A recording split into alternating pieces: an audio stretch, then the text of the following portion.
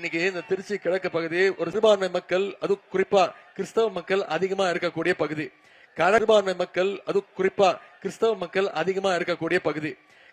அனைவருக்கும் வணக்கம். நான் முன்னாடி போட்டிருக்க வீடியோ பார்த்துருப்பீங்க. உதயநிதி ஸ்டாலின் 2026 எலெக்ஷன் கேம்பெயினுக்கு திருச்சி கிழக்கு போகிறாரு. அப்படி போகும்போது அவர் எவ்வளோ நீட்டாக ஒரு மத அரசியல் பண்ணுறாரு அப்படின்னு சொல்லி பாருங்கள். இனிக்கு உதயராஜை பக்கத்தில் வச்சுக்கிட்டு இவர் கிறிஸ்தவ வெள்ளாளர். எப்படிங்க, இனிக்கு உதயராஜ் ஒரு கிறிஸ்தவர், அவர் ஒரு வெள்ளாளர், இந்த தொகுதியில் கிறிஸ்தவ வெள்ளாளர் அதிகமாக இருக்கீங்க அப்படின்னு சொல்லி எப்படி இந்த திமுக சேர்ந்த உதயநிதி ஸ்டாலின் பச்சையாக ஒரு மத அரசியல் பண்ணுறாரோ, அதே மாதிரி நாடார் அதிகமாக இருக்காங்கன்னா நாடார், அதே மாதிரி கோனார் அதிகமாக இருக்காங்கன்னா கோனார் அப்படின்னு சொல்லி எப்படி திமுக ஒரு பச்சையாக ஒரு சாதி அரசியல் ஒரு மத அரசியல் பண்ணுறாங்களோ, அதே மாதிரி ஒரு வேலையை கேவலமாக கீழ்த்தரமாக பண்ணிட்டு உட்காந்துருக்காரு இந்த விஜய் அப்படிங்கிற ஒரு கேவலவாதி அப்படின்னு தான் சொல்லணும். அதில் நேற்றுக்கு போய் திருச்சி கிழக்கில் இருக்கக்கூடிய ஒரு சர்ச்சில் போய் என்ன பண்ணிருக்காரு பாருங்கள். முட்டையால் போட்டு அப்படியே இவர் கிறிஸ்தவரை கடவுள் கும்பிடலாம், இயேசு கும்பிடலாம், எல்லோரும் கையெடுத்து கும்பிடுவாங்க, சில பேர் முட்டையால் போட்டு ஜாம் பண்ணுவாங்க. இவர் என்ன பண்ணுறாரு அப்படின்னு சொல்லி பாருங்கள். முட்டியால் போட்டு அப்படியே நடந்து போயிட்டுருக்காருங்க அந்த சர்ச்சில். எவ்வளோ கீழ்த்தரமாக, இது அப்பட்டமாக தெரியுது இந்த ஆள் ஓட்டு அரசியலுக்காக தான் பண்ணுறான் அப்படின்னு சொல்லி. இதுக்கு முன்னாடி பார்த்தீங்கன்னா எந்த சர்ச்சிலையும் போய் இந்த ஆள் இந்த மாதிரி பண்ணியிருக்க மாட்டாப்புல. ஆனால் ஓட்டு அரசியலுக்காக, கேவலம் ஓட்டு அரசியலுக்காக இந்த விஜய் அப்படிங்கிற பச்சோந்தி என்ன பண்ணுது, போய் அங்கே இது பண்ணு. இதில் நல்லா அந்த திருச்சி கிழக்கு தொகுதியோட அந்த மேப்பை பார்த்தீங்கன்னா தெரியும். ஏன்னா நான் அடிக்கடி திருச்சி கிழக்கு தொகுதிக்கு போயிட்டு வரக்கூடிய ஆள். நான் கூட சொல்லுவேன், நான் திருச்சி மலைக்கோட்டையில் இருக்கேன். அந்த மலைக்கோட்டை எங்கே இருக்குது, திருச்சி கிழக்கு தான் இருக்குது. அந்த பாலக்கரை எங்கே இருக்குது, அங்கே தான் இருக்குது. அதே மாதிரி அங்கே இருக்கக்கூடிய அந்த பெரிய கடை வீதி, சத்திரம் பஸ் ஸ்டாண்ட்லாம் இருக்குது பார்த்தீங்களா, அந்த இடத்துலலாம் முழுக்க யார் இருப்பா அப்படின்னா அந்த கிறிஸ்தவர்கள் இருப்பாங்க. அந்த தொகுதியே பார்த்தீங்கன்னா ஒரு பக்கம் கிறிஸ்தவர்கள், ஒரு பக்கம் வெள்ளாளர், கிறிஸ்தவ வெள்ளாளர் அப்படிங்கிற மாதிரி தான் அந்த தொகுதியே இருக்கும். முத்திரையர் கொஞ்சம் பேர் இருப்பாங்க, தேவர் கொஞ்சம் பேர் இருப்பாங்க. அப்போது இந்த இடமே எப்படிப்பட்ட ஒரு இடம் அப்படின்னு சொல்லி பாருங்கள்.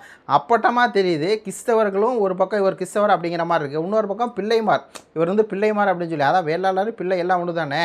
அப்போ அப்பட்டமாக தெரியுது இந்த ஆள் திமுக மாதிரியே சாதியை தூக்கிட்டு வர்றான், மத தூக்கிட்டு வர்றான். அவ்வளோதான் இந்த ஆளோட ஒட்டுமொத்த அரசியல் அப்படிங்கிறது இங்கே கிழிஞ்சு போச்சு. நம்ம ஆல்ரெடி சொல்லியிருந்தோம், இந்த ஆள் ஏன் 2 இடத்துல போட்டி போனோம் அப்படின்னா திருச்சி கிழக்கில் மட்டும் போட்டி போட்டால் நம்ம மத அடிப்படையாக வச்சு நம்ம திருச்சி கிழக்கை தேர்ந்தெடுக்கணும்னு சொல்லி வெளிப்படையாக தெரிஞ்சிடும். அதனால் நம்ம பெரம்பூரில் நம்ம இருக்க வீடெலாம் இருக்கக்கூடிய இடம் அப்படிங்கிறனால அங்கே போட்டு போட்டார். அங்கே தோத்தார், கண்டிப்பாக தோற்று போயிடுவார். அதனால தான் 2 தொகுதியில் விஜய் போட்டி போகிறார் அப்படிங்கிறது. ரெண்டாவது, இப்போ சமூக வலைதளங்களில் எல்லாருமே கேட்குறாங்க, ஏன்டா நீ கிறிஸ்தவர்கிட்ட போய் சாமிகிட்ட போய் நீ இந்த மாதிரி நடக்கிறியே, நீ என்ன பாவமன்னிப்பாக கேட்குற? பாவமன்னிப்பு தான் கேட்டாலும் சாமி உன்னை மன்னிக்குமா? 40 பேர் கருவில் துடிக்க கொலை பண்ண நீ தான் காரணம். ஆனால் என்ன சொல்கிறார் விஜய், நான் காரணம் இல்லை, என் மேலே பழியை போட்டாங்க அப்படின்னு சொல்லி.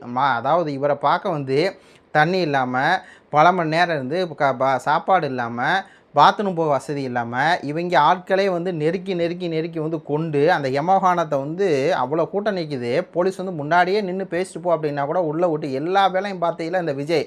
அந்த விஜய் நான் அந்தளவுக்கு ஒரு பாவத்தை பண்ணேன் அப்படின்னா பாவம் மன்னிப்பு கேட்டுக்கப்பட அதெல்லாம் கிடையாது. அதெல்லாம் ஒரு துளி கூட. 40 பேர் இறந்து போனாங்களே, அந்த குடும்பத்தை போய் நேராக பார்த்தோ, அந்த குடும்பத்துக்காக இவர் பாவம் மன்னிப்பு அதெல்லாம் எதுவுமே கேட்டுக்க மாட்டார். அந்தளவுக்கு ஒரு சுயநலம் பிடிச்ச ஒரு மாதிரியான ஆள் இவன். அந்த மாதிரிலாம் எதுவும் பாவம் மன்னிப்பு கேட்டுக்க மாட்டான். இது அப்பட்டமாக தெரியுது அந்த மத அரசியல், அந்த ஓட்டு அரசியல் அப்படின்னு சொல்லி.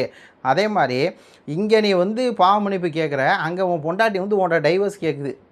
நேற்று கூட நம்ம ஒரு வீடியோ போட்டிருந்தோம். பொண்டாட்டி என்ன கேட்குது, உனக்கு பல ஆயிரம் கோடி சொத்து இருக்குது, கணக்கு 800 கோடியோ 900 கோடியோ கணக்கு அமைச்சிருக்கேன், ஆனால் அதை விட 50 மடங்கு அவருக்கு சொத்து இருக்கும் அப்படிங்கிறதான் உண்மை.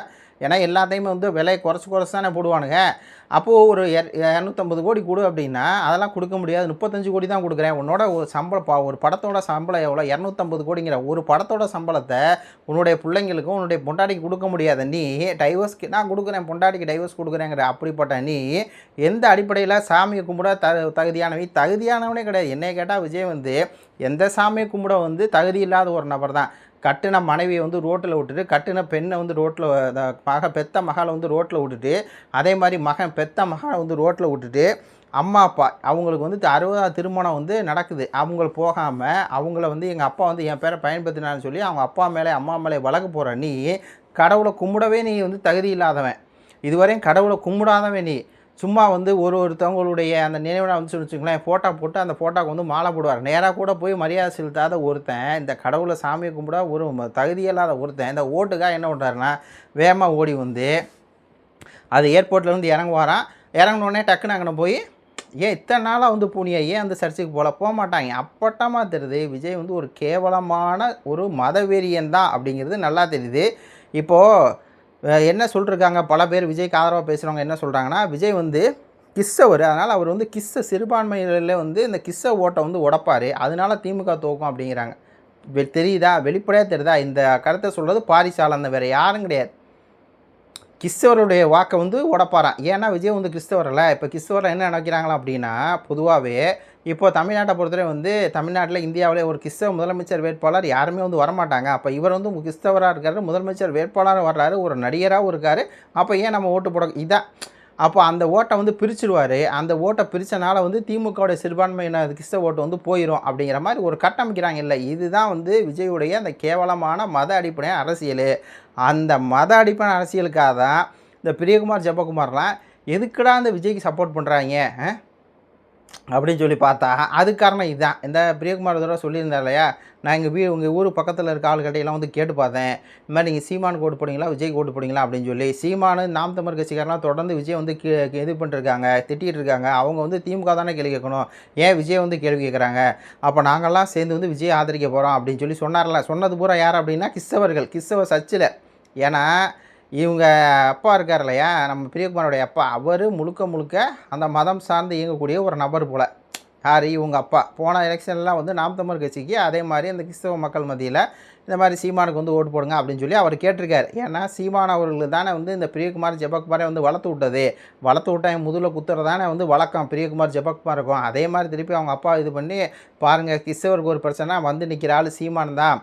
இந்த விஜய் அப்படிங்கிற நபர் வந்து ஒரு பைசா கூட எந்த பிரச்சனை, இப்போ கூட வந்து சட்டீஸ்கர் அந்த மாதிரி இடத்துல வந்து ஏதோ அந்த இது ஓட்டுனாங்க, அதான் அந்த வேஷம் போடுவாங்களையா, அந்த இது மாதிரி ஜோக்கர் மாதிரி என்னமோ வேஷம் போடுவாங்கள்ல, அது போட்டது கூட அங்கே இருக்க ஆட்களை வந்து அடிச்சிருக்காங்க. அது கூட குரல் கொடுக்காதவன் தான் அந்த விஜய். ஆனால் எல்லா கிறிஸ்தவரோட எல்லா பிரச்சனைக்கும் எங்கே நடந்தாலும் சரி முதலெல்லாம் குரல் கொடுக்குறது. இங்கே தமிழ்நாட்டில் கிறிஸ்தவருக்கு வந்து பெருசாக இங்கே பிரச்சனை இல்லைன்னு வைங்களேன். ஆனாலும் கூட அந்த கிறிஸ்தவருடைய ஒரு குரலாக அண்ணன் சீமான் எப்போயுமே பேசிகிட்டு இருப்பார். அவரை வந்து இவங்க அப்பா வந்து இது பண்ணிவிட்டு, பிரியகுமார் அப்பா வந்து ஓட்டு கேட்டார் ஃபஸ்ட்டு. அதுக்கப்புறம் இந்த விஜய் வந்தோடனே அவர் கிறிஸ்டின் மதப்பற்றாதுன்னு உடனே விஜய்கிட்ட போய் ஒட்டிக்கிட்டார். விஜய்கிட்ட போய் ஒட்டிக்கிட்டு வேறு ஒன்றும் இல்லை, விஜய் கிறிஸ்தவர், நம்மளும் கிறிஸ்தவர் ஆதரவு, அவ்வளோதான். இந்த சில பேர்லாம் இருப்பாங்க இல்லையா, நாங்கள் வந்து தேவர், நாங்கள் வந்து கோனார், நாங்கள் வந்து வெள்ளாளர் அப்படின்ட்டு இதுட்டு நாங்கள் வந்து எங்கள் ஆளுகளுக்கு தான் ஓட்டு போடுவோம் அப்படின்னு. எங்கள் ஊர்லேயே அப்படி தான் பல பேர் வந்து ஓட்டு போட்டுருந்தான். அதுக்கப்புறம் திரும்பி வர்றான் அவன் வந்து உன்னை வச்சு ஓட்டு வாங்க தான் உன்னை வந்து பயன்படுத்தி வச்சு உனக்கு நல்லது பண்ணவும் மாட்டான், உன்னோட உரிமைக்காக எதுக்கு நிற்கவும் மாட்டான் அப்படிங்கிறத தெரிஞ்சுக்கிறாங்க. அதில் மெயினாக பாருங்கள், ஃபஸ்ட்டு சர்ச்சுக்கு போகிறாரு, அதுக்கப்புறம் இதுக்கு போகிறாரு பள்ளிவாசலுக்கு. ஏன்னா அந்த இடத்துல நத்தர்சா தர்காவெலாம் இருக்குல்ல, அங்கே போனால் இஸ்லாமியர்களோட ஓட்டு, இஸ்லாமியர்களை தீவிரவாதியை சித்தரித்து படம் எடுக்க வேண்டியது, அப்புறம் இஸ்லாமியர்களுக்கு ஓட்டு வேணும் அப்படின்னா ஃபுல்லாக போட்டு போய் நோம்பு குஞ்சு குடிக்க வேண்டியது. என்னையா இந்த விஜய் மாதிரி ஒரு கேடுகிட்டவனை பார்க்கவே முடியாது. எல்லா பக்கமும் மத அரசியல். ஒரு பக்கம் இந்த சங்கிகளுக்கு எதிராக பேசுகிறதே இல்லை. திருப்பரங்குன்ற இஷ்யூவில் சீமான் மட்டும்தான் நின்னார். இந்த இஸ்லாமியர் வந்து தமிழ்நாட்டில் எனக்கு தெரிஞ்சு கிட்டத்தட்ட வந்து எல்லா தொகுதியிலையுமே பரவலாக 8% பேர் இருக்காங்க. மொத்த மக்கள் தொகையில் இஸ்லாமிய 8% பேர் இருக்காங்க. கிறிஸ்தவர்களும் அதே மாதிரி ஒரு 6-7% வந்து இருப்பாங்க. அப்படி இருக்கிற இந்த 2 சமூகம் மொத்தம் 5% வருதுல. இந்த 5% வச்சு தான் தமிழ்நாட்டில் யார் வந்து ஆட்சியை பிடிக்கணும், யார் வந்து ஆட்சியை பிடிக்கக்கூடாது அப்படிங்கிற ஒரு கட்டமைப்பு வந்து இருக்குது. அது வந்து எப்படியோ அதான் வந்து உண்மையாக வந்து இருக்குது. அப்போ இந்த கட்டமைப்புக்குள்ளே இந்த கிறிஸ்தவர்களோட ஓட்டை வந்து விஜய் அழகாக தூக்கிட்டு போயிடுறாப்புல. ஏன்னா விஜய் வந்து கிறிஸ்டினால கிறிஸ்டினை தூக்கிட்டு போகிறாப்புல. இப்போ வந்து லெவலாக இதை வந்து ஒரு வேலையை வந்து பார்த்து விட்டாப்புலையா, நான் வந்து கிறிஸ்தவன் தான் பாருங்கள், நான் வந்து முட்டியால் போட்டுலாம் வந்து ஜபம் பண்ணுறேன் அப்படின்னு ஒரு வேலையை வந்து பார்த்து விட்டாப்புலையா.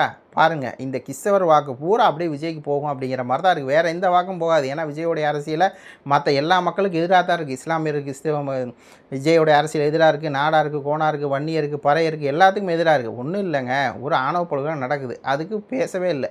அப்போ இவருடைய அரசியல் முழுக்க கிறிஸ்தவ மதம் சார்ந்து வருது. அதனால தான் கிறிஸ்தவர் அதிகமாக இருக்க தொகுதியில் போய் இந்த மாதிரி ஒரு வேலையை பார்க்குறாரு அப்படிங்கிறது மட்டும் நல்லா தெரியுது.